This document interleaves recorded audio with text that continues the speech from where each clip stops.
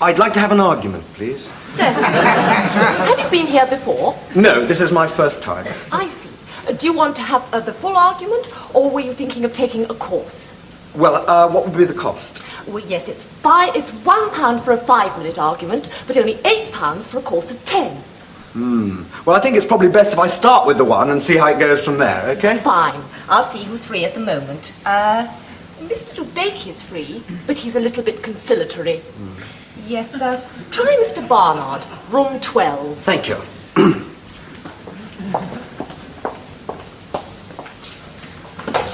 What do you want? Well, I was told outside... Don't give me that, you snotty-faced heap of parrot droppings! What? Shut your festering gob, you tit! Your type makes me puke! You vacuous, toffee-nosed, malodorous pervert! Look! I came in here for an argument! Oh, I'm sorry, this is abuse.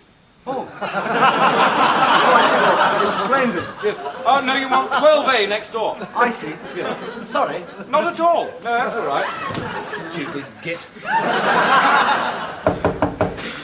Hi. Is this the right room for an argument? I've told you once. No, you haven't. Yes, I have. When? Just now. No, you didn't. Yes, I did. Didn't. I didn't. I'm telling you I did. You did not. Oh, I'm sorry, is this a 5-minute argument or the full half hour? Oh, just the 5-minute one. Fine. Thank you. Anyway, I did. You most certainly did not. Now, let's get one thing quite clear. I most definitely told you. You did not. Yes, I did. You did not. Yes, I did. Didn't. Yes, I did. Didn't. Yes, I did. No, this isn't an argument. Yes, it is. No, it isn't. It's just contradiction. No, it isn't. Yes, it is. It is not. It is. You just contradicted me. No, I didn't. Oh, you did. No. You did just then. No nonsense. Oh, look, this is futile. No, it isn't. I came here for a good argument. No, you didn't. You came here for an argument. Well, an argument's not the same as contradiction. Can be. No, it can't. An argument's a connected series of statements to establish a definite proposition. No, it isn't. Yes, it is. It isn't just contradiction. Look, if I argue with you, I must take up a contrary position. But it isn't just saying no, it isn't. Yes, it is. No, it isn't. Argument's an intellectual process. Contradiction is just the automatic gainsaying of anything the other person says. No, it isn't. Yes, it is. Not at all. No, look. Thank you. Morning. Thank you. What? That's it. Morning. Morning. But I was just getting interested. Sorry, the 5 minutes is up. That was never 5 minutes just now. I'm afraid it was. No, it wasn't. Sorry, I'm not allowed to argue anymore. What? If you want me to go on arguing, you'll have to pay for another 5 minutes. But that was never 5 minutes just now. Oh, come on. This is ridiculous. I'm very sorry, but I told you I'm not allowed to argue unless you pay. Oh, all right. There you are. Thank you. Well, Well, what? that was never 5 minutes just I now. told you I'm not allowed to argue unless you pay. I just paid. No, you didn't. I did. I did.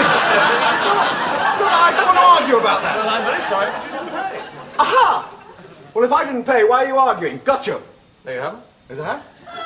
If you're arguing, I must have paid. Not necessarily. I could be arguing in my spare time.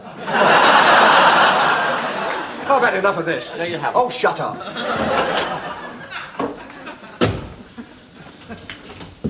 I want to complain. You want to complain? Look at these shoes. I've only had them 3 weeks now. They walk right through. No, I want to complain about the man... Complain, nothing happens. You might just as well not bother, and my back hurts. And whenever you had a fine day, look at I want to complain...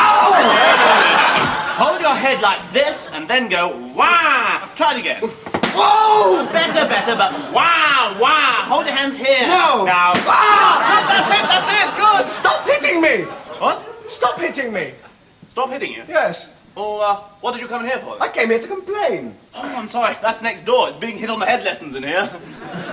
What a stupid concept. Right, hold it now. What? I have come here to chew bubble gum and kick ass. And I'm all out of bubble.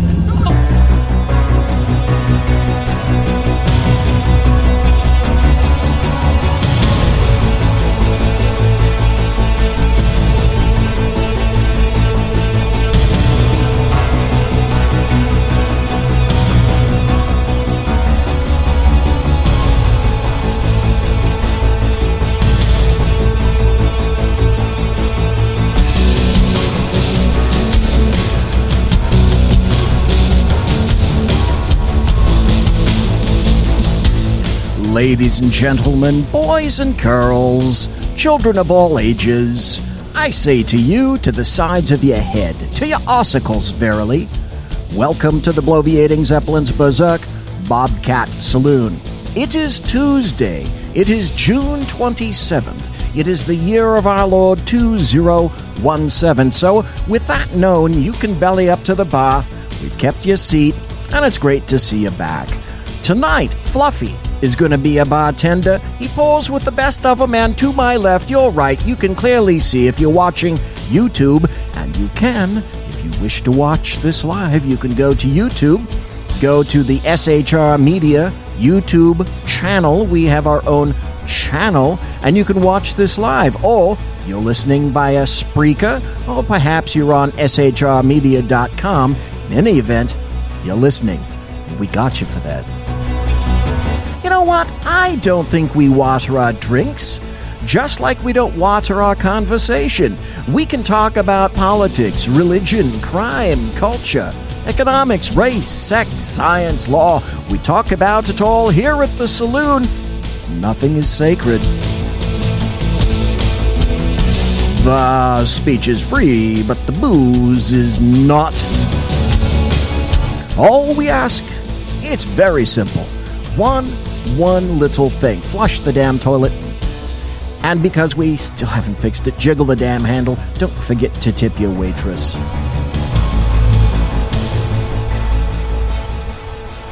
Tonight, in the saloon, we have the White Mamba. He is TOABBS, the official attorney of the Berserk Bobcat Saloon. White Mamba, one each, Esquire, is going to be in here, coming at the bottom of the hour to talk to us about all sorts of things legal, because this week has essentially exploded in terms of all sorts of SCOTUS rulings, things that went for us, things that didn't quite necessarily go for us, but a lot of big, serious things, some very serious events, did occur. And I would submit that the most important of them did occur. And there are some very important things that we're going to talk about to White Mamba. I was just called up about 3 hours before the show. And it was one of my friends, a guy that used to work for me in the department, and he retired just a little bit before I did. And he came back as what is called a retired annuitant. In other words, you can work for a limited period of time, a limited number of hours, and he decided that he was going to go back into the jails and work there for a while at what we call the branch. Well, after that, it's about a year and a half, I think, for him now. After a year and a half of going back after having been retired, he said, you know what? Screw it. I'm done. I'm done. D-U-N, done. And because of that, this is obscene.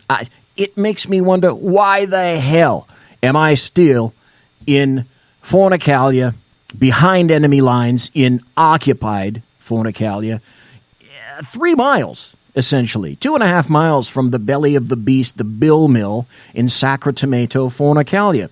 Here's what he did. His wife is... she's retired, but she can pretty much go anywhere with the types of job skills that she had. Now, picture this.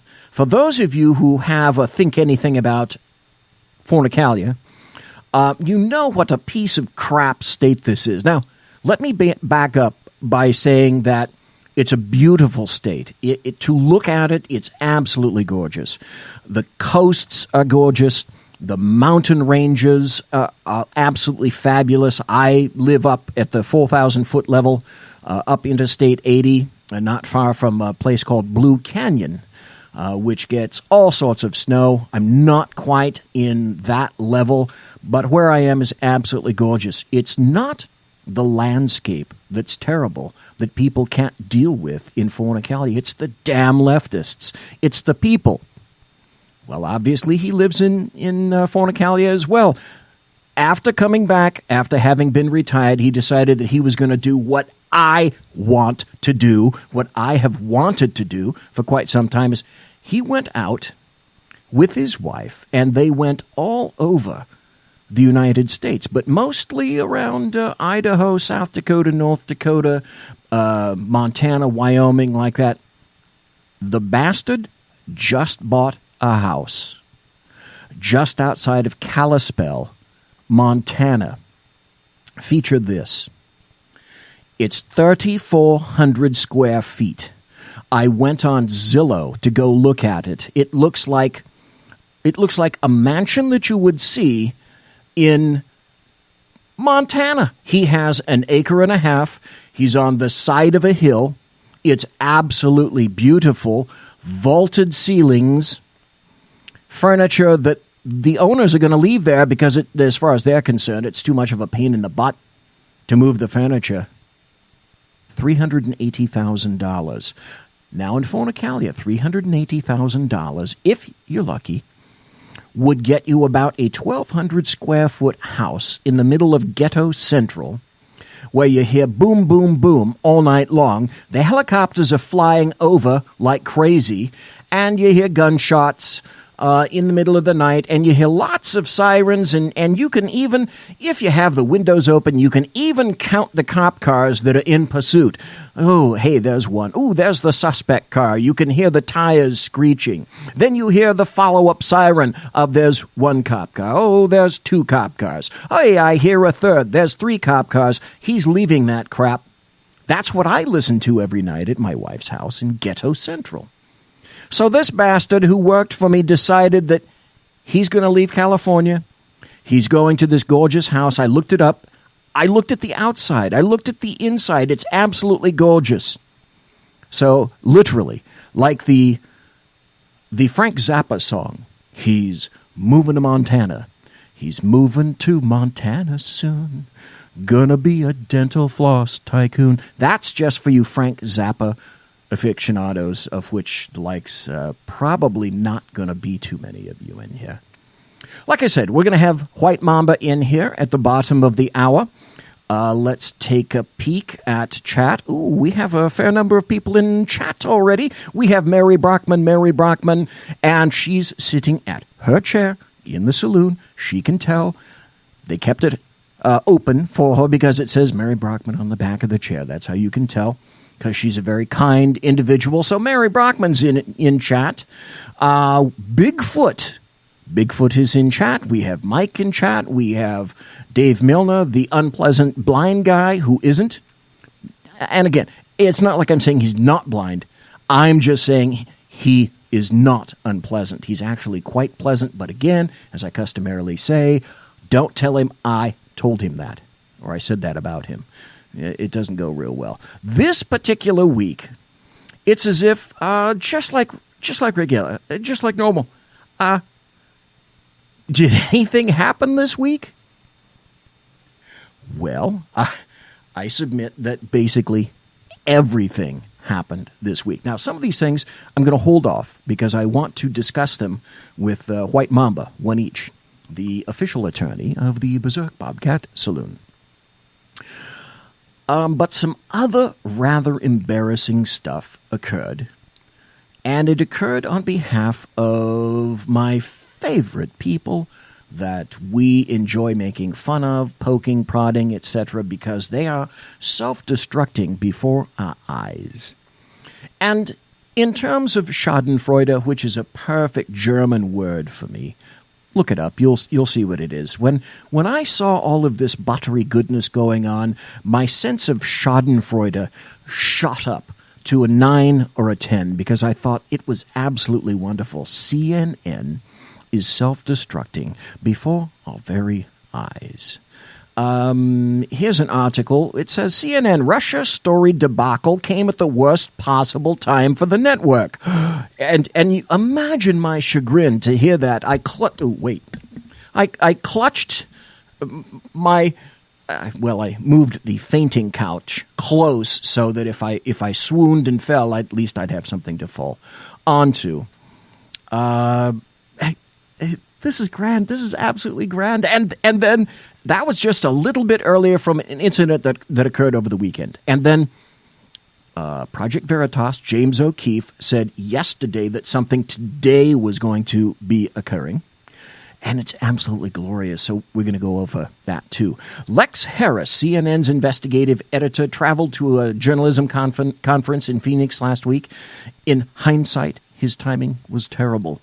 While Harris was away, his group published a story on CNN.com that reported citing a single anonymous source, which is the standard game played these days by what I term the American media maggots, that Senate investigators were looking into a meeting between a member of President Trump's transition team, Wall Street financier Anthony Scaramucci, and an executive of an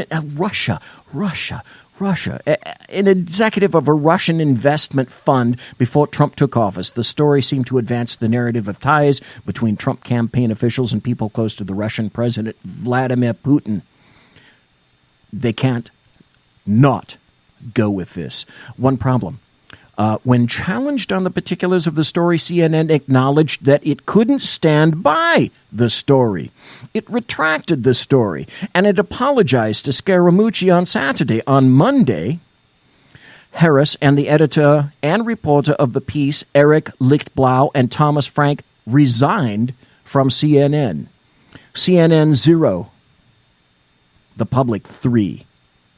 Which is a good score. The sequence of events led Trump to take a kind of victory lap on Tuesday. He turned to Twitter to bash CNN and other media outlets, including the Washington Post, that have aggressively reported on his associates' connections to Russia's officials, citing the 2016 campaign and pre-inaugural period. Now, in terms of looking at this story, I came across...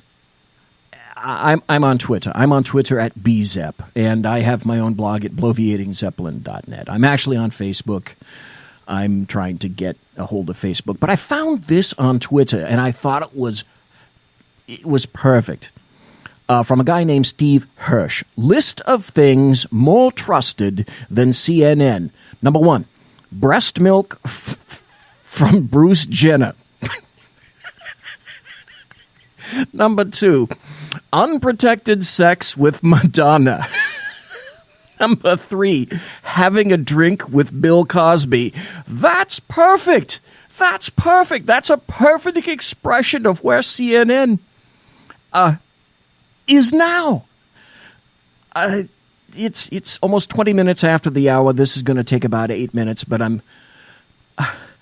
okay, I've got to play. We're going to go into... the Project Veritas tape. I have some other things that I was going to go into.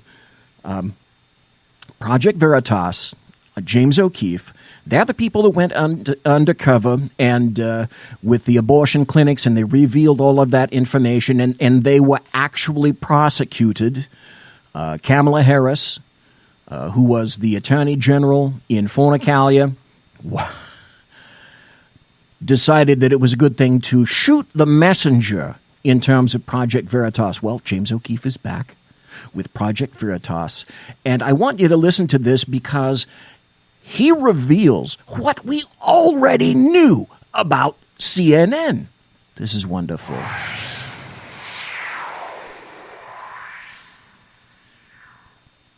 Then why is CNN constantly like Russia this, Russia that? Because it's ratings. Because it's ratings? Okay, set up. This is the undercover individual speaking to a CNN producer, a supervising producer named John Bonifield. And these are interactions between one of the Project Veritas members and a CNN supervising producer named John Bonifield. This is not made up. This is all live. Our ratings are incredible right now. Our ratings are incredible right now. But honestly, you think the whole Russia shit is just like bullshit. Could be bullshit. I mean, it's mostly bullshit right now. Like, we don't have any big giant proof. Could be bullshit. I mean, it's mostly bullshit right now, like we don't have any big giant proof. That's the CNN producer admitting CNN's position. I just feel like they don't really have it, but they want to keep digging. Mm-hmm. And so I think the president is probably right to say, like, look, you are witch hunting me. The supervising producer is admitting And so I think the president is probably right to say, like, look, you are witch hunting me on tape, on video. Like, you have no smoking gun, you have no real proof. No smoking gun, no real proof. And the CEO of CNN said in our internal meeting, he said, good job, everybody, covering the climate accords, but we're done with it. Let's get back to Russia. The CEO of CNN saying they covered the climate accords. Now it's time to dump as much shit, as much false and specious shit as we possibly can on Trump. That's their narrative. That's what they're going with. Then why is CNN constantly like, Russia this, Russia that? Because it's ratings. But honestly, you think the whole Russia shit is just like bullshit. It's mostly bullshit right now. Like, we don't have any big giant proof. I'm not going to give you a question. Can you state categorically? You are fake news. You are fake news. Fake news and attacking our network. I just want to ask you, sir. I'm changing it from fake news, though. Doesn't that undermine... Very fake news. I know, but aren't you... Even if Russia was trying to swing an election, we try to swing their elections. We're in our CIA and doing shit all the time. Fake news. We start our American Now this is James O'Keefe. Pravda investigations inside America's media with Part 1, CNN. Our goal is to expose the real motivations behind the decision-making process at our dominant media corporations. Fake news. One story has monopolized President Trump's time in office like no other, especially on CNN. Russia. In fact, since the inauguration, CNN has mentioned Russia on their air nearly 16,000 times. So we sent our undercover reporters inside CNN to understand why, and to determine if CNN even believes that the story is even real. You're not going to believe what you're about to hear. Oh, yes, we will. Or maybe you will. I'd like to introduce you to CNN's supervising producer, John Bonifield, in Atlanta. So you believe like the Russia thing's a little crazy, right?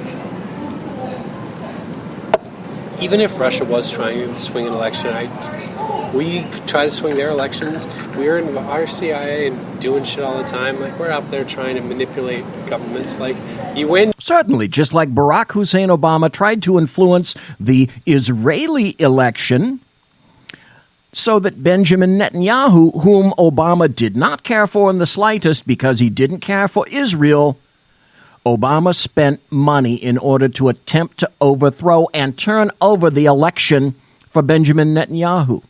Absolutely correct. Because you know the game and you play it right. She didn't play it right. She didn't play it right, meaning Hillary Rodham Clinton. Then why is CNN constantly like, Russia this, Russia that? Because it's ratings. Because ratings? Our ratings are incredible right now. In the month of May, CNN's ratings were significantly higher than they were the year before. The Russia story and Trump have made CNN millions. Because of... So, my boss, I shouldn't say this, my boss a couple days yesterday, we were having a discussion about this dental shoot, and he's like, I just want you to know what we're up against here. And he goes, just to give you some context, President Trump pulled out of the climate accords, and for a day and a half we covered the climate accords, and the CEO of CNN said in our internal meeting, he said... By the way, the CEO of CNN is a massive leftist by the name of Jeff Zucker, Z-U-C-K-E-R. Good job, everybody, covering the climate accords, but we're done with it. Let's get back to Russia. Back to Russia. The CEO? Yeah. Oh, my God. So... This comes from the top. The very top. We didn't doubt it for a second.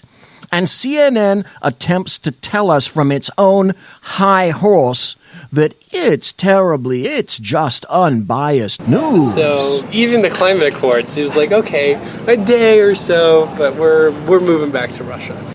Bonifield says CNN's CEO Jeff Zucker demanded that his news channel get back to the ratings winner that Russia is for CNN. Was that an editorial call or a business call? Both. It's both. He discovered it's making him money. even though Rachel Madcow was proven wrong when she had Donald Trump's tax returns. Just that one ploy was enough to get lots of people over to watch CNN. So it's about the money. They're making money off of bullshit. Unmitigated, specious, lying bullshit. Planned, cogitated, pre-planned, thought out, strategic bullshit. It's making them money, and it's giving them ratings. Why wouldn't they? So it's, I mean, I understand it's all ratings, right? Oh, it's a business. It's a business. People are like, the media has like an ethical... But... Okay, that was the supervisor saying, oh, the media has an ethical... Meaning ethics?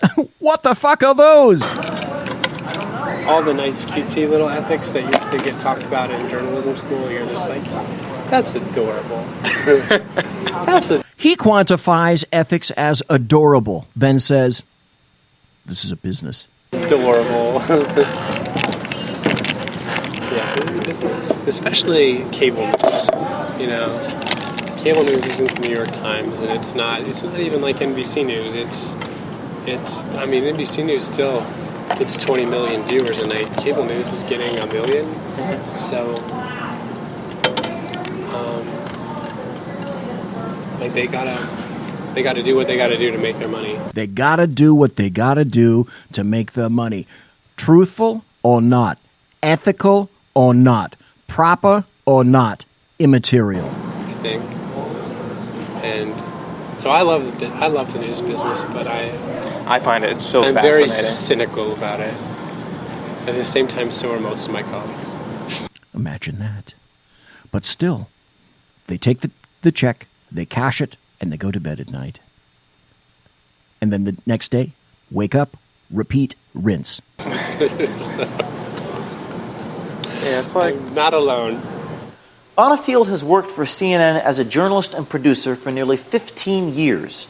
He not only gave us a tour of CNN's main newsroom, he gave us a window into the editorial bias and anti-Trump agenda of the organization. I think that there are a lot of liberal CNN viewers who want to see Trump really get scrutinized, and I think if we would have behaved that way with President Obama and scrutinized everything that he was doing with as much scrutiny as we applied to Donald. Okay, are you listening to this very closely? Because this is a wonderful admission. A series of admissions lead to a confession. This guy already jumped from a series of admissions to a confession. He's vomiting everything out that we already suspected, and now we fucking know. And scrutinized everything that he was doing. If we scrutinized Obama as much as we scrutinize and applied that to Donald Trump, I think our viewers would have been turned off. I think they would have thought like we were attacking him. Viewers would have thought that CNN was attacking Obama. They couldn't do that. But I think our viewers right now, and I'm not saying all of our viewers are super liberals. I think there's just a lot of them. Why else would you be watching CNN? So Trump's good for business, you're saying? Trump is good for business right now. But honestly, you think the whole Russia shit is just bullshit? Could be bullshit. I mean, it's mostly bullshit right now. It's mostly bullshit right now. Of course. We don't have any big giant proof. But proof? What do you need proof for? Facts. What do you need facts for? Backup. What do you need backup for? Just what do you need sources for? It used to be that in actual ethical journalism, those many centuries ago, if you had a piece of information from one person, you tried to back it up if you were ethical by 2 other sources. Those days are gone. Then they say, well, there's still an investigation going on. And you're like, yeah. I don't know. If you were finding something, we'd know about it. If you were finding something, we'd know about it. Now, apply that from CNN, do what I call the logical extension, and now throw that into politics. You see how this is going, don't you? You certainly do. Folks, we're going to go to a break. Prees. I'm not having a good time here, okay? We're very serious here. Please, come back. Conservative media done right. You're listening to the SHR Media Network. Breaking news. According to the latest report coming out of SHR Media, a merchandise store to support both the Reaver of Common Sense and SHR Media has just been unleashed to the general public. Be forewarned that this site can be contagious and numerous items can be purchased to support the best news programming. Go to Reaver.one website and click on the store link to check out the merchandise. Hello, I'm Matt, a student at Hillsdale College. Here is Hillsdale President Larry Arnn on the continuing relevance of the Constitution. Many argue today that the Constitution is outdated because it addresses problems peculiar to the 18th century. Some parts of the Constitution do read rather quaintly. Consider the injunction against titles of nobility in Article 1, Section 9 of the Constitution. But is that so outdated? The purpose of the injunction is to prevent the government granting special privileges to some for partisan reasons. This strikes at the heart of the rule of law. The crony capitalism so common today is a place where the government bestows favors and tax dollars on some businesses to give them a leg up over others. This is exactly the kind of thing the Constitution was meant to prohibit. The Constitution is not so outdated after all. This Constitution Minute was brought to you by Hillsdale College. To join the national conversation on the Constitution, go to constitutionminute.com. Times are dark. The people misled by corrupt politicians, lied to by establishment media, and deceived by the false messages of Islam. A nation in confusion needs a guide. It needs a man with a cane. I'm Dave Milner. Join me on Spreaker, SHR Media, High Plains Talk Radio, Live Rebooting Liberty, and YouTube for a unique brand of commentary on the unpleasant blind guy. Because truth is not always pleasant. In a world controlled by corrupt politicians, You got a business. You didn't build that.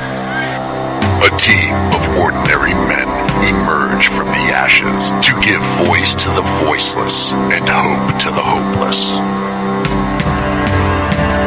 Sackhead Sean. Dude, I'm not saying calf was stupid, bro. Sackhead Clint.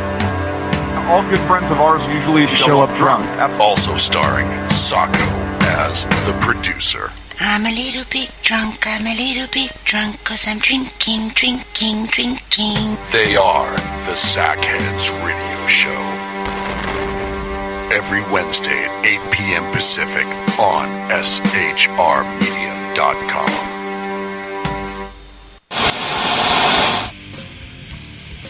Beware, the Jersey Takeover is here.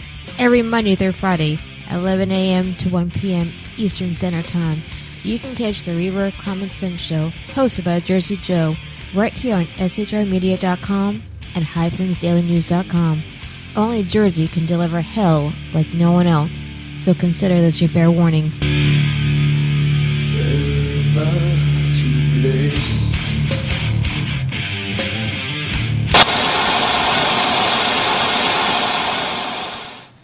Conservative media done right. You're listening to the SHR Media Network. Ladies and gentlemen, boys and girls, children of all ages, welcome back to the bloviating Zeppelin's Berserk Bobcat Saloon. Doing the job the American media maggots won't. Fundamentally changing America, one diaper at a time. Here is, courtesy of the SHR Media Network, the bloviating Zeppelin. Boys and girls. Oh my God, that's a little bit hot. We'll have to turn that down a bit. So, ladies and gentlemen, boys and girls, children of all ages, welcome back to the bloviating Zeppelin's Berserk Bobcat Saloon. Now, I warned you in advance that we were going to have White Mamba on tonight. He is the official attorney of the Berserk Bobcat Saloon. With all the massive amounts of coin that I'm paying him, he is clearly money well spent. But there was an issue. There was a thing, and I have to go out of my way. That's still a little hot. Let's pot it down just a bit. I have to go out of my way to apologize to White Mamba, because there were two prior occasions on which me, mea culpa, my dig, my deal, my problem, my issue is he called in.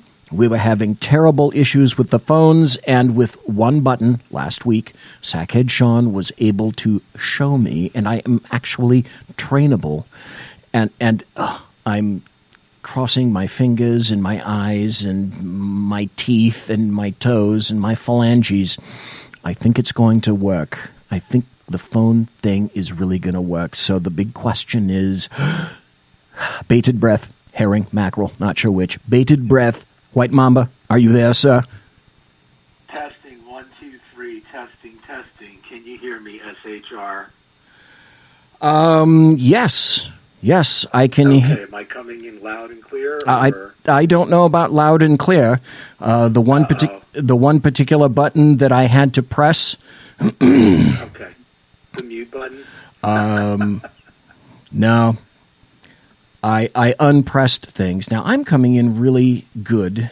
I'm not muting, and this particular button is on. It's a little faint, Mary says. Yeah, I'm on my landline here today. Sometimes my cell is better. Okay. I'll tell you what. This is a little dicey of a phone.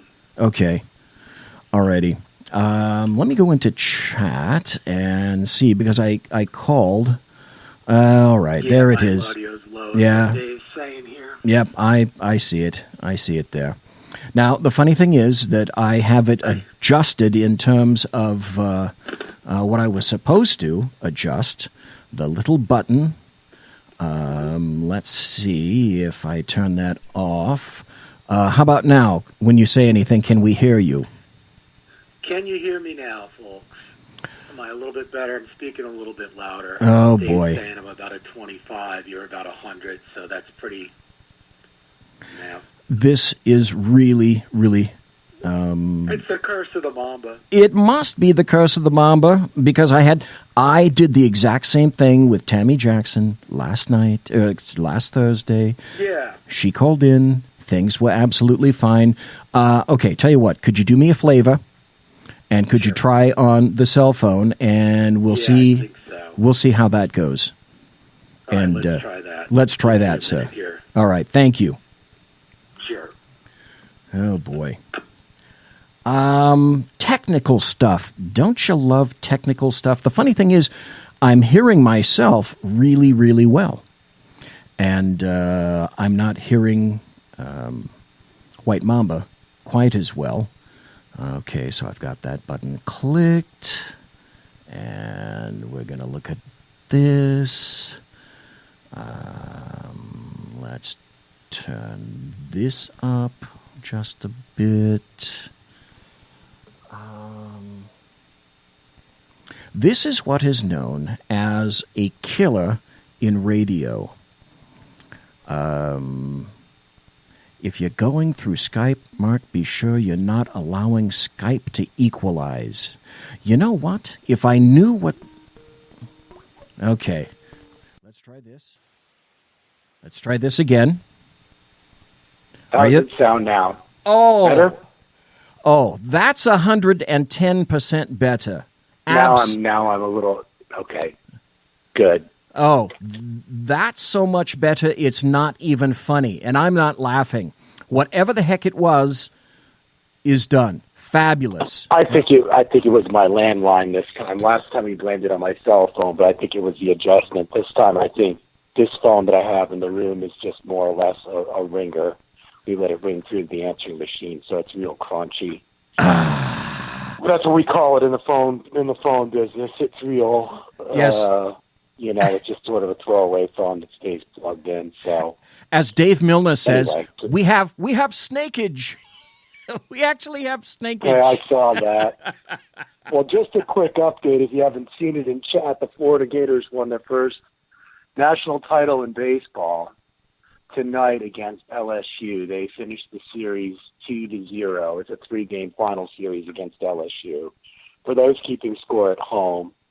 So it's a pretty big win. We've been in the College World Series 11 times, and this is the first time we've won it all. So it's a football town, and there will not be greased poles downtown and maniacs and cops with riot gear like there was for the football national titles that we won. But it's still a nice event, and I got the distinction of seeing them get blown out by Kentucky like 19-2 one night. The only game I went to this year, other than what I've seen on TV, of course.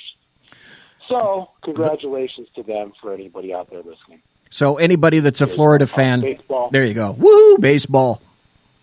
I don't follow baseball. I just never learned it when I was a kid. I just didn't do that. Here's the deal. My dad was in the military. He was primarily gone. You know, the old thing of BZ sitting there and playing baseball with Dad. No, that never happened. Absolutely never. Yeah. Dave Milner does say, congratulations to the Gators. He says, outstanding. Yeah, I saw that in the chat. So, so it's been a day of executive orders and opinions in baseball and cooking and cleaning and trying to trying not to overheat myself working outside. Okay. It rained today, so I didn't have much of a chance to get on to my construction project that I'm working on. Well, the funny thing is, if it's okay, last time I was in Florida, I went to a Jacksonville Jags game when I was at FLETC. I was teaching at FLETC, which is in Brunswick, Georgia, the Federal Law Enforcement Training Center there. And so that was the last time that I was in back east. And unfortunately, it was the summertime. It was August, so obviously it's hot as hell and it's humid. It's about 95 degrees, and I'm outside training in that. And I have melanoma. That's a great thing to do. So I get checked every month. So tell me, sir, how hot is it in Florida? How hot was it today? Today, well, it rained, so it didn't get that hot. Obviously, the humidity was high, but it's been low 90s. We're starting to get our summer rains coming in now. We've had a pretty dry season so far, but now it's like every single day it's raining. So we don't, we run into these periods. We get a lot of rain. I like to tell people in my part of Florida, in Gainesville here, home of the Florida Gators, the breeze can oftentimes be listed on the Weather Channel as calm. So it's zero in all directions. And we're also known as Tree City with annoying pines. So everybody's allergies flare up. It really is a swamp. So I would rather be in Miami in the summer than Gainesville, because at least you have an ocean breeze. And it'll cool down a little bit at night. I have to make one observation about Florida, and I never really stayed there for any length of time, but, when I did a lot of my training, I did a lot of training at FLETC in Georgia, which is, damn near the same thing. But in any event, when the thing that I could not understand, and I think it was at least, you can correct me on this, at least 5 years ago, maybe 4 years ago, does anybody or everybody remember when Florida was having all those fires? That I thought, that was the thing that I can't get. How can Florida have fires, wildfires? I don't understand that. The only thing I remember about Florida is the drenching humidity, the high heat, that you could have wildfires in Florida like we have in Fornicalia. I don't grok that concept at all. Well, a lot of it pretty much is a seasonal thing. During the spring, which is our dry season, the humidity isn't too bad. So every year, especially like this year, we didn't have too many this year. We had a couple out there burning, but it literally, outside of my town, little town called Waldo, which is the biggest speed trap was the biggest speed trap in the southeast. Now they no longer have a police department because I think 90% of the city's revenue, is one of these places where you go from a 25 to a 30 to a 35 back down to in a stretch of a mile. I mean, this is literally pathetic. 2 cop cars out there writing tickets all day. So now they have no more police force, and the county police force goes out there to answer calls, but there's supposedly a statute in effect saying that so much of a city's revenue cannot come from just writing traffic tickets. Anyway, point being, long story short, it was burning in Waldo a couple of years ago when I was delivering food. And at night when you get that inversion, with the temperature cooling down, I could see embers like flying and hitting my car. Wow. I couldn't breathe. Yeah, and it usually is just a spring thing. Once these rains start like now, the wildfires are pretty much a thing of the past unless you get some kind of a flash fire from lightning, which we get plenty of down here too. Well, yeah, because about 50 you get miles north of Lightning Alley, they call it. lots of storms. Hey, just a few things seem to have occurred today. This past couple of days, yesterday in particular, with regard to SCOTUS. And the thing that you and I had spoken about numerous times in the past here in the saloon was these various rulings that came out of President Trump's executive order. One of them went to the Fourth Circuit.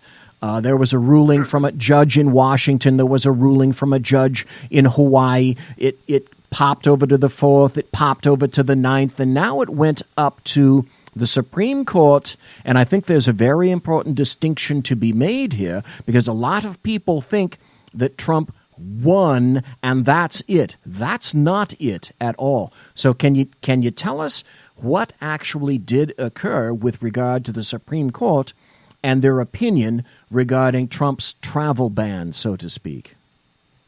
Okay.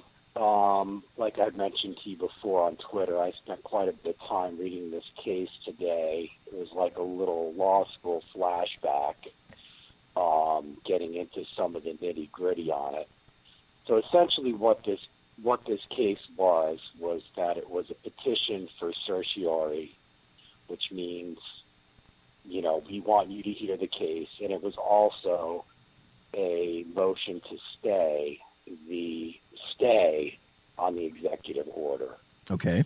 So basically, what the court did in, a broad sweep, they more or less granted cert to put it on the calendar for the October term of this year to hear the case in full, to get to what we like to call the merits of the case.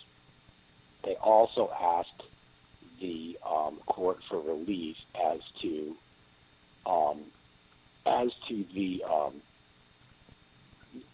basically overturning the injunctions that were leveled against the executive order that we spoke about.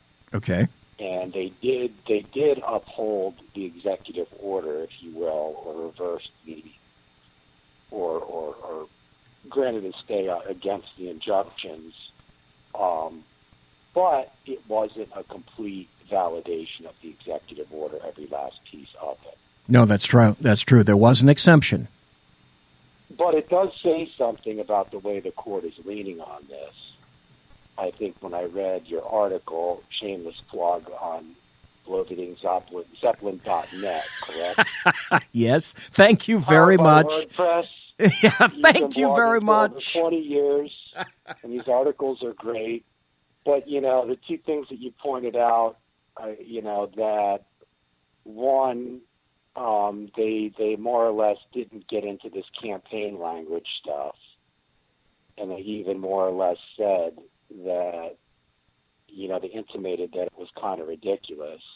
Secondly, it was a per curiam opinion, which I guess means no judge had the testicles to sign it to him or herself, just for the court. But there was no dissent. So that tells me that, that means that every judge either signed on to the opinion or signed on to the concurrence of Gorsuch and Thomas and Alito. So you've got a pretty good understanding of how the court's going to hopefully view this thing. And, if anything, the concurrence and the dissent are more or less saying that the court didn't, they need to stay them in full. So in other words, they didn't like the way that they piecemealed the reasoning together as to what parts of the injunction can stay, what parts of the executive order are enforceable, as to what parties, so on and so forth. So I mean, it's good if you really read through this case, I think it's a really good case for people to read. One, because it's short. Two, because it gets to the point, and it does a really good job of explaining the law and how they're going to go about applying it. It cuts to the chase. So we'll see what happens in October now, when they can get into some of the other issues that the government wanted relief or get a ruling or an opinion on, which they didn't really address, to any major significance. So yeah, I mean, it's a great opinion to read. It's a lot better written. As it's restored a little bit of my faith in the judicial system here after the far-fetched opinions that we've been going through that seem to really just strain human reasoning as to finding, religious discrimination and against non-citizens and these wide classes of people that have no connection to the U.S. at all. But there's some things in this too that you can see by looking at the opinion. You can go through and go, oh well, now somebody can try this, now somebody can try that. So it's going to be interesting to see if there's some more litigation, as Justice Thomas warned about, given the ruling in this, and what's going to happen between now and October. Anyway, the two things sort of just a big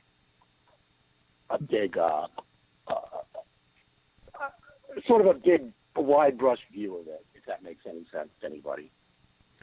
Like you said, the two things that I thought were absolutely that they had to be addressed in some fashion for validation, but they were not addressed, and to me, the non-addressing of these issues told me everything that I needed to know about where SCOTUS, I suspect, was going to go, because as you already indicated, it made absolutely no reference whatsoever to any of Trump's campaign rhetoric because it's not valid. It doesn't have anything to do with the case. They looked at the actual case before them and made that decision. That's what I called fake law when back on the left coast here where I am, that was a major concern. The second thing was the Muslim ban. It was a ban. It was pointing evil fingers at just Muslims. Well, no, there were 7 countries that were affected, 6.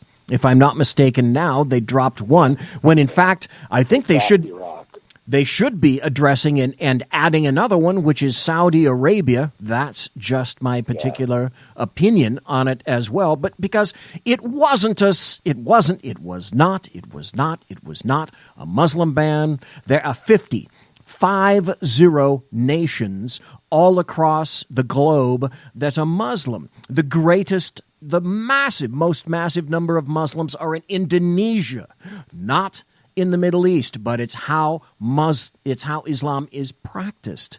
It's practiced differently up to this point, primarily in the Middle East, as opposed to Indonesia, Africa, North Africa. That's another issue. That's going desperate places. But those particular issues, those 2 issues of Islam and also of the rhetoric from the Trump campaign, bespoke volumes to me because they didn't include that information at all. And when I first heard about this, it was like, my God, how refreshing is it to see that there are actual adults in law? It must be geographical. Yeah. It happens to be with the people on the left coast. And you and I discussed this very distinctly any number of times. And you were very, very polite. I have to tell you, you were extremely polite to the law, and you took a sort of a semi-wait-and-see attitude, and you didn't point fingers, so that's good for you. You took the high moral ground, as well you should, because you are, in fact, an attorney. But I have to say, I was very heartened when I saw this. Now, there was, though, as you mentioned, an exception to this. And Is that worth going into? Yes, I would think so. Essentially, what the court said, they turned the preliminary injunctions. I know I'm reading this right off the page, but I took a couple notes. Basically, barring enforcement of the 2C entry suspension, we grant the government's applications to stay the injunction to the extent the injunctions prevent enforcement of 2C with respect to foreign nationals who lack any bona fide relationship with a person or entity in the United States. We leave the injunctions entered by the lower courts in place with respect to respondents and those similarly situated as specified in this opinion. So what they're saying is, if you don't have a bona fide relationship with a person or entity in the United States, then we can enforce 2C against you. Now, those were a lot of the specific exceptions that we discussed the last time I was able to get through. Right. That were built into the second order. If you remember that we talked about the fact that after the first executive order was published, the second one came out, and it specifically had some hardship exemptions for these cases where, you've got the wife overseas and what have you, the sick grandma who wants to visit her grandson. Right. So they more or less basically said that the injunction, as the lower courts applied these things to those immediate cases like the Hawaii case, for example, and the Maryland case, they're saying that we're not going to touch those cases. It's not, in other words, I don't know if you saw this footnote, the court received a letter from counsel on June 24th for the counsel for Doe in the Maryland case, advising that Doe's wife received an immigrant visa on or about June 22nd. The parties may address a significant event development in the merit stage, does not affect our analysis of the stay issues in these cases. They didn't want to get into, do you have standing to bring this case, because they were dealing with the stay issues. So it's kind of a technical point, but it's pretty interesting how these arguments were framed and what the government seeks from the full case. So I think the government's probably pretty happy with this, but there is a lot of wiggle room. And if you look into the concurrence/dissent, Justice Thomas more or less gets to the crux of the issue. Says basically, I fear the court's remedy will prove unworkable. Today's compromise will burden executive officials the task of deciding on peril of contempt whether individuals from the 6 affected nations who wish to enter the U.S. have a sufficient connection to a person or entity in this country. The compromise will also invite a flood of litigation until this case is finally resolved on the merits, as parties and courts struggle to determine what exactly constitutes a bona fide relationship, who precisely has a credible claim to that relationship, and whether the relationship was formed simply to avoid 2C. So the court, in the majority opinion, per curiam opinion, basically says, it tries to define bona fide relationship, okay, close family relationship. You were accepted at a university. You accepted an offer of employment. What's not bona fide is if some activist group puts you on a list and then sues the government on your behalf because you can't come in. But you can understand how now, what if universities want to turn around and go, F Donald Trump, we want to admit a bunch of Syrians. Yes. Under the pretense of, hey, they're accepted here, but so those are the types of things, how are you going to get around that? He's my brother. Can you document that? You know what I mean? So there's going to be a lot of, I'm waiting again to see how this kind of plays out in the world that you and I live in, where there's real immigration problems and people getting killed by terrorists and things like that. So, Can you hold? I'm happy with the rationale and with the way the court's thinking. What the effects of this are going to be, and how they're going to go about handling the October, the merits if they're going to get into these into whether this religious test, what specifically went wrong with what they found about the Hawaii court reasoning, but it sounds like they're not going to be extending right to foreign nationals to the same extent that the Hawaii opinion especially went way overboard and just took it to a whole different level, and they don't seem like they're going to be buying his argument whatsoever. Okay. Justifications for the ban.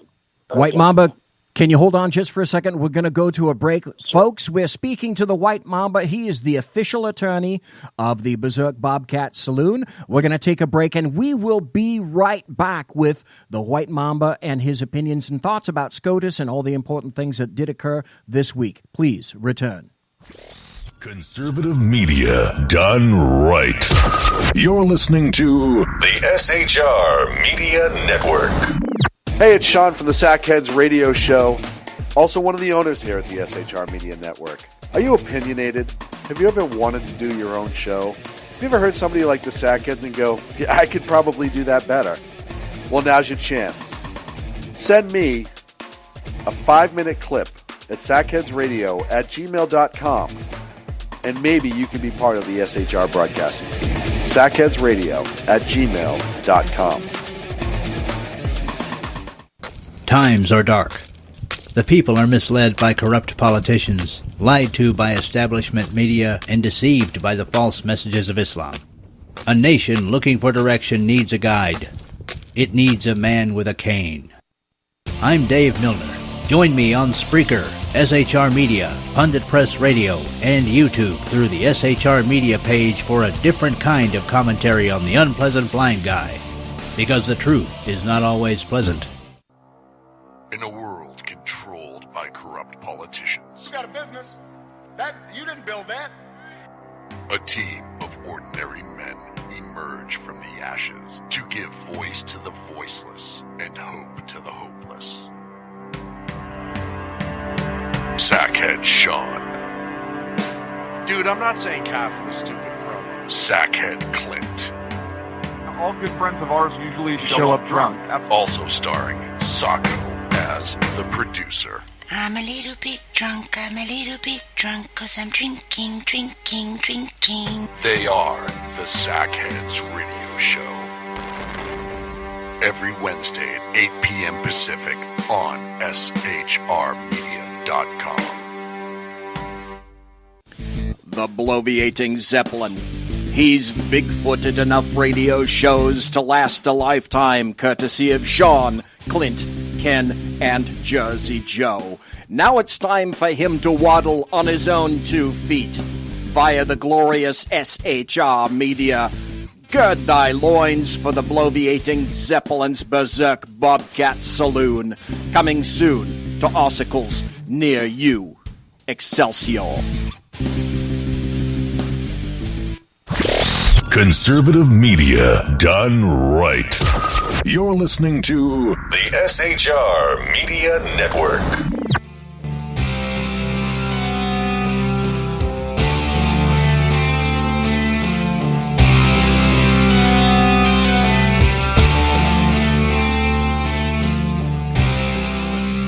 Ladies and gentlemen, boys and girls, children of all ages, welcome back to the bloviating Zeppelin's Berserk Bobcat Saloon. It's Tuesday, June 27th, the year of our Lord 2017, and we are speaking to the official attorney of the Berserk Bobcat Saloon. It is White Mamba back to grace us, and thank God, though we had some things that were going on at the beginning of the show, he's back, he's on the telephone, we can understand him, the volumes are fine. Thank God. First question for you back at the top of the hour for this segment, sir, and that's this. After having read all of the opinions that were prior out of the 4th and the 9th, did you expect that the Supreme Court was pretty much going to do what it did on Monday?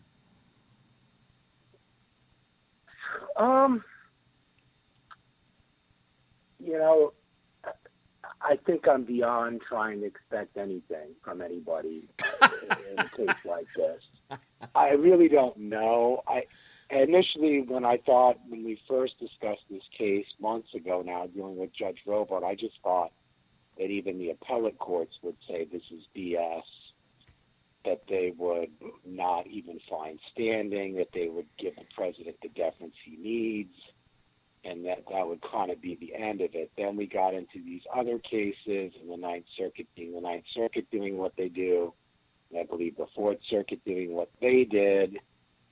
And, I thought the Supreme Court would straighten this out in some fashion, or at least say this just isn't a question that we feel. It's more of a political question than it is a question of law.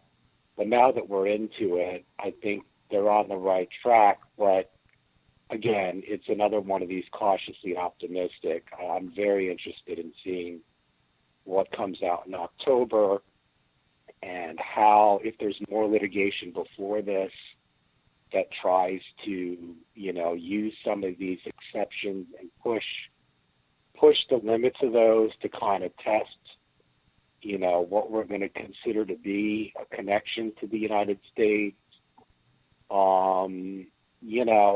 What's going to be a hardship case.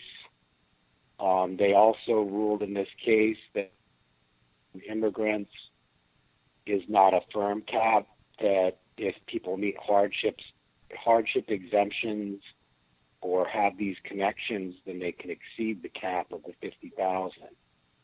So, there's a lot of wiggle room in this, but the language is pretty clear that at least the court's being rational about this, and that they're not buying, the campaign language and all of the leftist hysteria.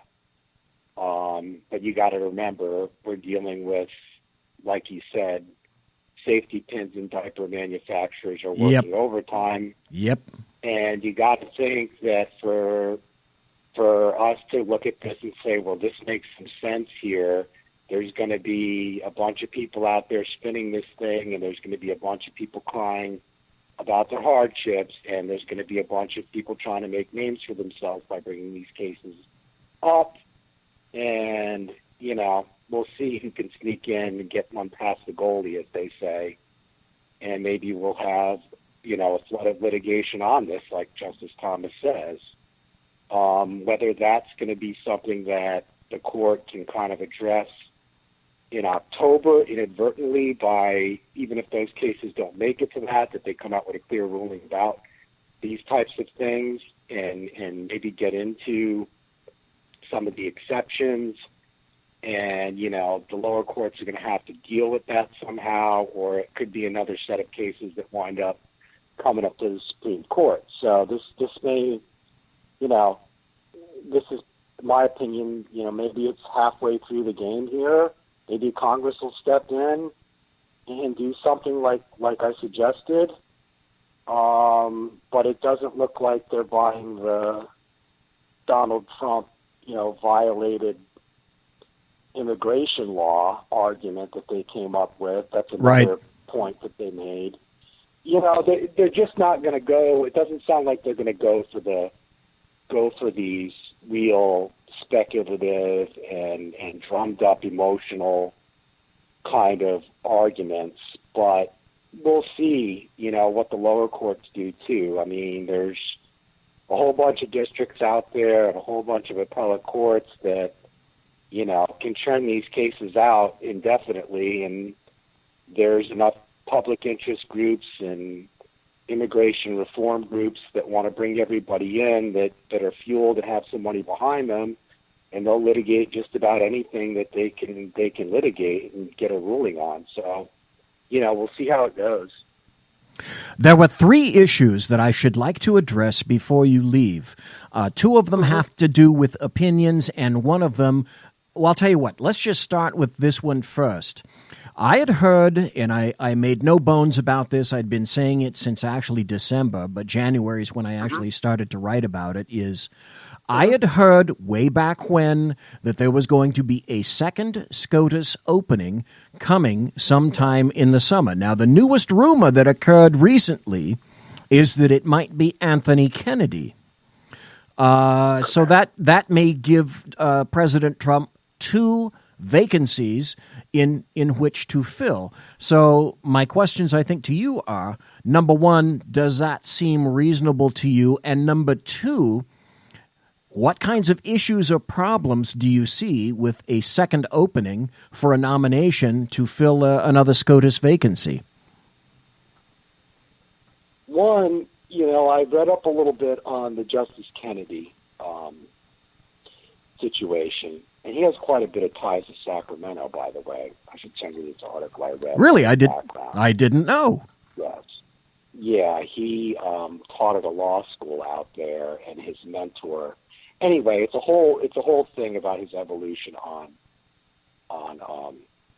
gay rights, and he was taught by this professor who was a closeted gay. They say that everybody knows he's gay, but anyway, his whole evolution on a lot of the Defense of Marriage Act and the way that he's kind of come down to the more liberal side on a lot of these types of issues. Point being, they said that he called not an emergency, he had a reunion of a lot of his former law clerks. Mm-hmm. And they thought that one article I read said that they thought that was kind of tipping his hand, that he was going to step down and make some type of an announcement. Ironically, an old roommate of mine was a law clerk to Justice Kennedy. He's a University of Chicago grad. In law school, law review, and all that. So he clerked for Justice Kennedy, but I don't talk to him anymore. He's, in the ether. I'm actually trying to practice law.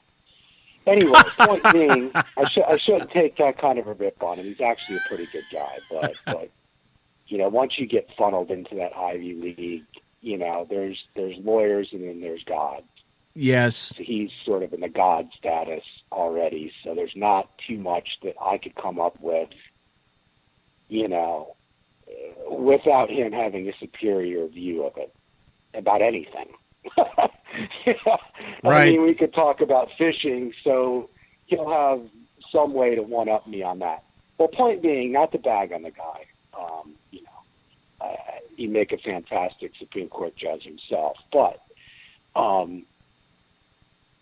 they thought that this was going to be it, but they said, well, he didn't make any announcement today.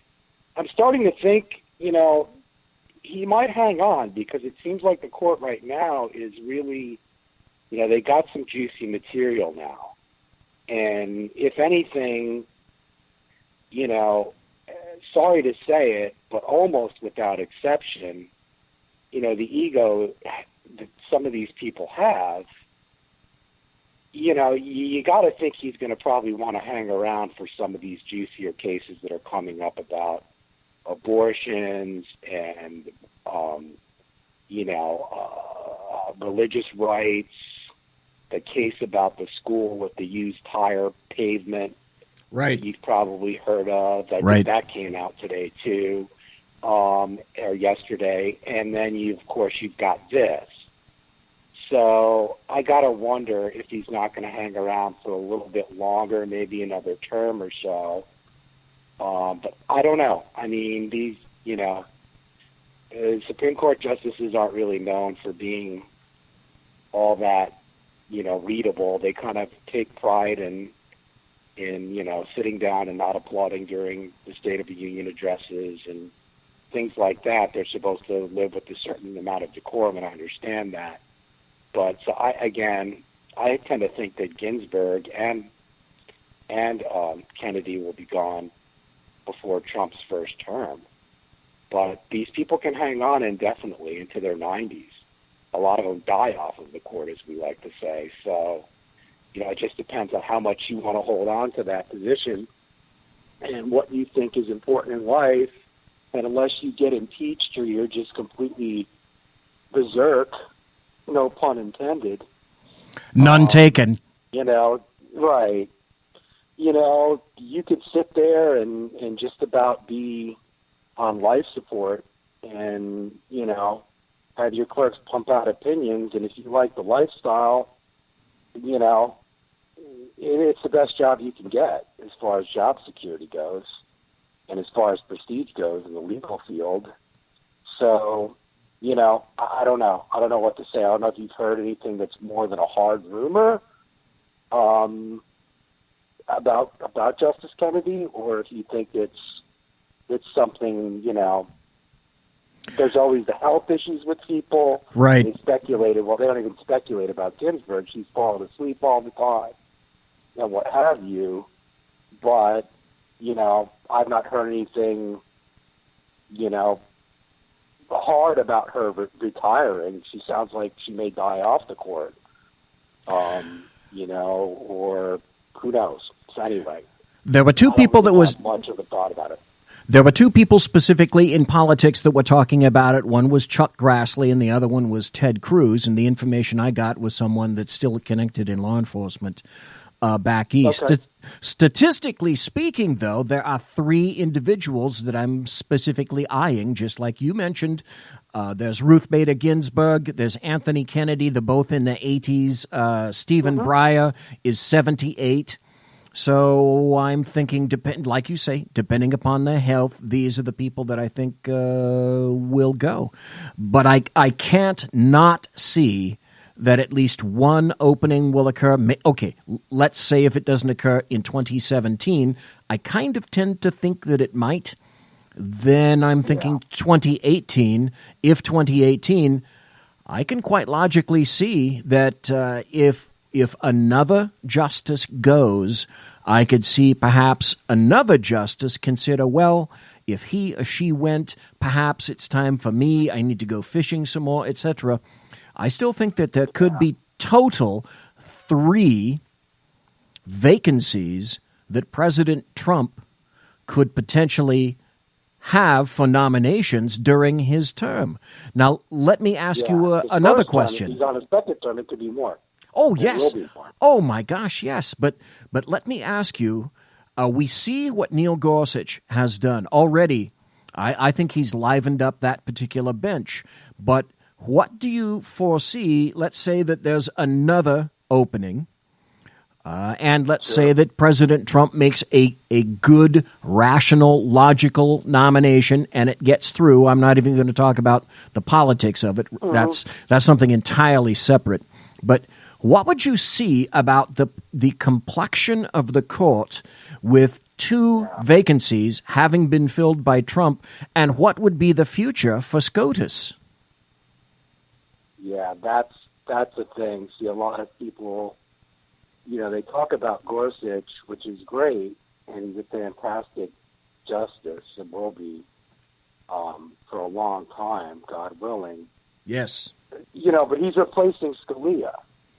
So you aren't going to get much better than Scalia, who's sort of an icon in his own right. So his opinions were wonderful. Yeah, I've read a lot of Justice Scalia spoke at our school and was torn into by a bunch of people with totally ridiculous questions. But that was a speech I remember. He came in and spoke to our law school. I think it was my 3rd year, and the student newspapers talked about Scalia scowls at law school, and people were asking him, digging into him about certain cases, and he handled himself so well. Oh, of course. Really, he has some ties to the Cleveland area where I went to law school. I think he practiced administrative law there for a while, and just a brilliant justice. I don't agree with 100% of what he says, but I really enjoy the fact that he really digs into the law, and he's really somebody who, is a fantastic teacher and influenced just a bunch of people that I think that Gorsuch clerked for him. You're right. I think you're right. Right. Just like Ted Cruz clerked for Justice Rehnquist, who was another justice I really admired a lot. But yeah, I think as long as Trump stays away from that compromise, we got our guy in, and now we're going to kind of go and throw the Dems a softball and get this guy in that Obama wanted in, that, was like this recess appointment or whatever. It wasn't a recess appointment, but you know, they didn't want to confirm somebody during during Obama's last year. Correct. You know, if they dig that guy up, you know, so they got to be careful, and you never know with the Supreme Court justice. There's huge history, you know, of these people turning when they get to this position because you aren't going any higher, and if you hit it when you're in your early 50s, you could completely swing around, and that's sort of what, or at least become more moderate. That's sort of what happened with Justice O'Connor. If you remember Sandra Day O'Connor, certainly kind of was the swing vote. And now Kennedy's kind of considered by some people to be a turncoat. He's fairly liberal on certain issues, but he's pretty conservative on others. So these swing vote guys become sort of they sort of run the court. It's not like the Warren Court or what have you. Now it's sort of like that one guy who you thought was conservative, and now he's kind of, you know, you don't quite understand their voting patterns. It's a lot more complex than that, and I give the justices a lot of leeway because sometimes you look at the results of a case and you don't really read the rationale of it. You don't really know what's going on, and you kind of go, well, this guy just made this liberal ruling, and then when you look at the facts of the case, you go, well, I would have probably ruled the same damn way. It's just that it just didn't read right to the public or the way the media spun it. But certainly Kennedy has a lot. If he goes and they nominate another justice in the line of a Gorsuch or a Scalia or a Thomas or an Alito, it's going to be a big conservative swing for the court. And, Here's one thing it can make a huge difference. Here's one thing you didn't mention, and I think this spoke volumes, because the first thing that I thought of when you talked about justices who were kind of moving back and forth, you didn't mention Roberts, and the first thing I thought of was Roberts and Obamacare. That's the first thing that popped into my brain. Yeah. And Roberts, yeah, that's exactly the type of thing. You know, but generally speaking, if you go on, you know, I urge people to go on and look at the statistics and see how similar the voting patterns are between certain justices, which ones agree with their opinions. And it's like you'll find out that, you know, even people that you wouldn't think agree 70% of the time on these cases do. And it's, you know, that's why I think this 9-0 opinion says something about the way you view the court, that there's a certain level where you're just not going to be able to get too much BS by these guys, that there's a standard and there's a history there that you have to respect when you're dealing with the United States Supreme Court. Thank Even God. the more liberal wings of it, like the Kagans and the Sotomayor's are not gonna just sit there and go, you know, they might be activists, but they're not, even in their activist best, they're not like a lot of these rogue district court justices who are going to come up with these arguments like the guy in Hawaii did. The Supreme Court, you know, he's not going to sit there and get anybody to join into an opinion like that if he was on the Supreme Court. I mean, there is a standard there, even amongst, you know, there's a threshold there that you're going to have to meet for things like standing. There's a certain way that you're going to have to bring this case. There's a certain way you're going to have to give deference to the president. You're going to have to be able to read an effing statute and respect it for what Congress made it out to be. I mean, the court even says in this case that at the same time the government's interest in enforcing 2C and the executive's authority to do so are undoubtedly at their peak when there is no time between the foreign national of the United States. Thank you. I could have told you that 5 years ago. But you see what I mean? I mean, nobody, yes. You could say that to Justice, you know, Sotomayor or Justice Kagan, and she's going to have to deal with it. And, you know, they're going to have to come out with something that is reasonable, that's not going to fly in the face of common sense statutes, the law, judicial tradition, deference to the president, deference to your, stare decisis on your own decisions. I mean, whereas it seems like these circuits and district courts now, that's going to be a key for Trump, in that there's quite a bit of district court openings that are confirmed. And, that's really where it all happens. I mean, you know this from what you've done in criminal law.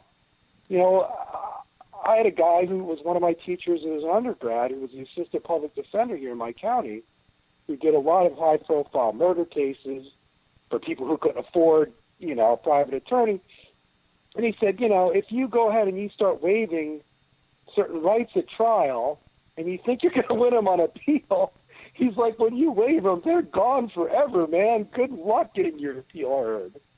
And having a judge, go through the record and see your point of view on it. You better make an objection then, or it's gone for good. And yes. He's right. And that's usually what the district courts rule is the end of it. Right, because there's only it's 5 years down the road. Yeah, there's only so much time and so many cases that the Supreme Court can hear. That's the unusual aspect of it. Most of that stuff, the bulk of it, never even gets close to the U.S. Supreme Court building at all. Now, we've got 3 more minutes left. And there were 2 other cases that I noted on Monday went 7-2. And one of them was with regard to the U.S. Supreme Court came out and said that taxpayer-funded grants for playgrounds available to nonprofits under a state program could not be denied to schools run by a church. And you mentioned Justice Roberts. Justice Roberts in this particular case wrote, the consequence is, in all likelihood, a few extra scraped knees, but the exclusion of Trinity Lutheran from a public benefit for which it is otherwise qualified solely because it's a church is odious to our Constitution all the same and cannot stand. Kudos to that. We won another one. Then we lost another one, 7-2. Where the Supreme Court said that it is not going to hear a California gun case, which basically left back here in Fornicalia the state's strict limits on concealed weapons. So SCOTUS said, nope, we're not even going to hear that one.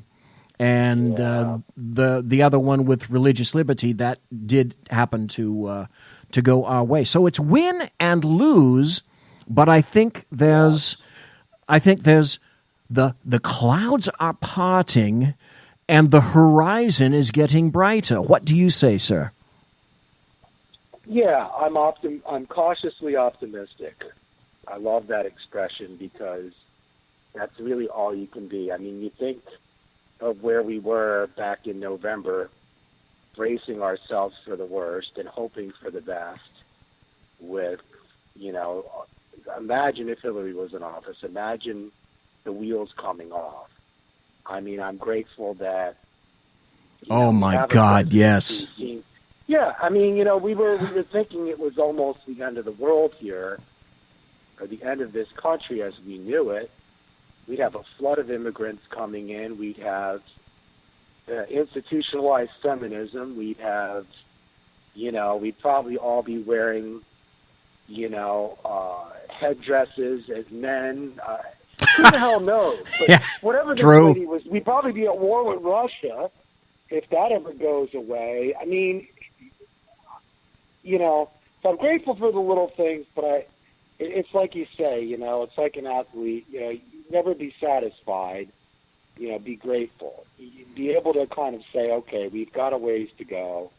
We've got to dig ourselves out of this hole, and at least we've got some adults in the room now that are going to put forth radical ideas like, peeing in the restroom according to your genitalia. Yes. Marrying people of the opposite sex. But these ideas that have been around since Adam and Eve, still apply today. And there's this thing called the Constitution, and there's things like law and order, Yeah. things like law enforcement. You know, I think it just gets to the point where it's like a bunch of kids in the room. They screw everything up, and then mom and dad have to come in and fix it. Exactly. And eventually, these people are either just going to have to say, okay, we lost. Let's let these guys do it. And then when our country gets built up again, we'll just wind up electing another liberal and get into GOWP syndrome again, like we did with Obama. Yep. In my opinion, I think it was white guilt that got him elected as much as anything else. Sorry, but that's just the truth. And we did our experiment with socialism. We did our experiment with globalism, and it failed. Yes, abjectly. We'll do it again someday. Yes. I have no doubt that there will be people stupid enough out there that when things start to go good again, it's going to be back to the old, you know, let's just give our country away again, and let's bleed on foreign soil for a bunch of people that could give a shit less about us, and let's let this country go to crap, and then another adult's going to have to come in and clean up. Anyway, folks, anyway. That's exactly it. It's the bottom of the hour. We're going to have to go on a break. White Mamba, thank you ever so kindly for being here in the saloon, and we are going to have you back if it works for you. So thank you ever so kindly for being here tonight in the saloon. I know it's very, very late for you. It's oh my God, it's 12:30. So thank you ever so kindly. And folks, we're going to go to a break, and we shall be right back. Don't you tune away. Thank you. Conservative media done right.